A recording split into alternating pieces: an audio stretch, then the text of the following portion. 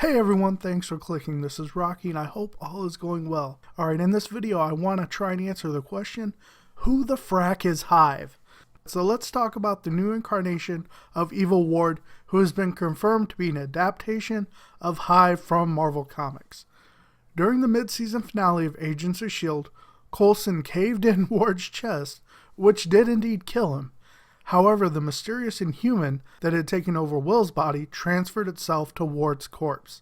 So this will essentially be treated as a new character. Yes, it's going to have Ward's memories, but it's not actually Ward himself. At least that's what I'm hoping. I'm actually a bit surprised they are adapting Hive, as I had hoped they would have used the chance to introduce a new Inhuman from the comics. So, who is Hive? Hive was a genetic experiment of Hydra's that created a large amount of parasites that literally had a hive mind, and they could come together into basically a tendril-like form. Naturally, the doctrines of Hydra were drilled into the creature's mind, and then von Strucker did what he does best.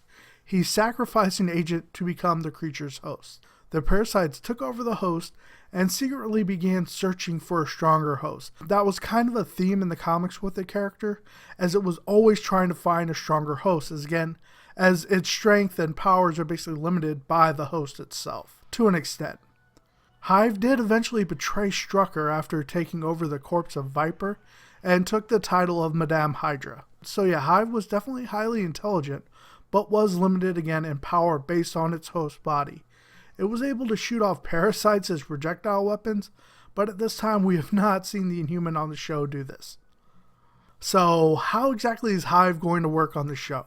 In this case, it's an Inhuman that is able to take over host bodies, which at this point has been limited to deceased, though it's possible it might be able to take over a living host. It was feared by both Kree and Inhumans, which is why it was banished, so Hive definitely has a chip on its shoulder, as it has spent thousands of years in exile. Hive is looked at as a god to Hydra, and is basically the reason they exist. So Hive will be the big bad of the show for a while, I think. We already know that Hydra has Inhuman agents, so I think we'll continue to see Hive build its own Inhuman army. I'm hoping through Hive we might learn a few things about the Inhuman royal family, as we still have an Inhuman movie coming in the future for the big screen. Now, there is the matter of Ward's damaged body, as it will make it difficult for Hive to really be in the action, so I do think it will take over another host body, possibly by the end of the season.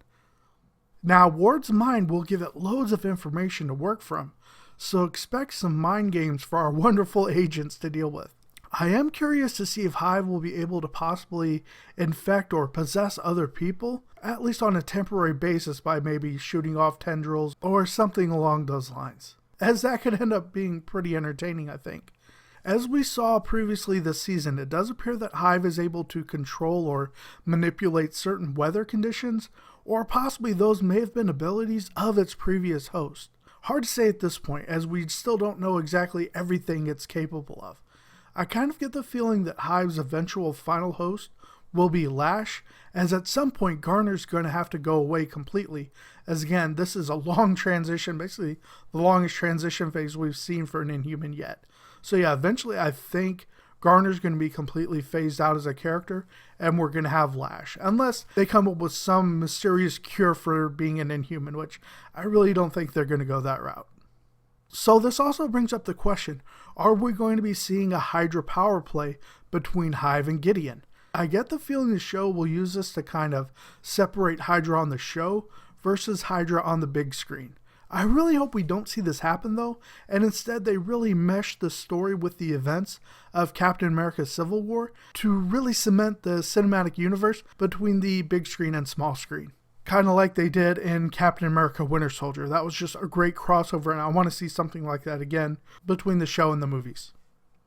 Like I said earlier, I'm expecting a lot of mind games from Hive in the back half, and based on the trailers, we're definitely going to see a lot more Inhumans, as well as other powered people in general. I mean, we saw a glimpse of what looked like Carl Crusher Creel the Absorbing Man again, as well as someone that possibly could be a playoff Gorgon from Marvel Comics, as we see him kind of stare or have glowy eyes at Hunter and kind of paralyze him. So that may be a play off Gorgon. I'm not sure yet. We'll just have to see more on screen with that character. And on the flip side, it looks like S.h.i.e.L.D. will be picking up some new secret warriors, including Slingshot, who we see showcasing her super speed in a scene with Mac. Hive will definitely make things interesting, and I really foresee a lot more action and powers on Agents of S.h.i.e.L.D.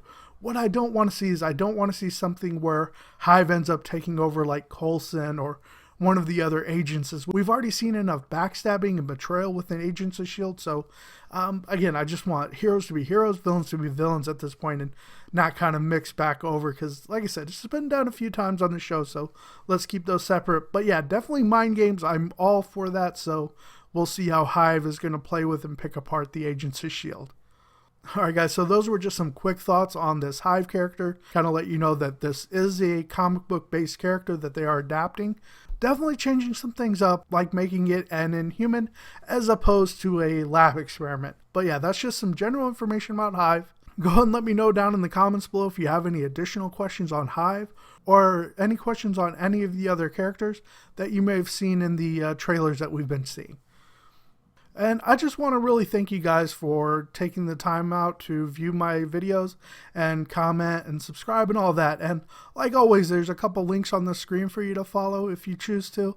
And if while watching you feel so inclined, I would love to have you subscribe to the channel. That way you can receive an alert when I post my next video. And just that way we can keep up with some conversations as well down in the comments. If you have subscribed already, thank you so very much. I sincerely appreciate it. And I hope you've been enjoying the videos I'm putting out. With that being said, I hope everyone takes care now, has a great rest of your day, and I'll talk to you soon. Bye.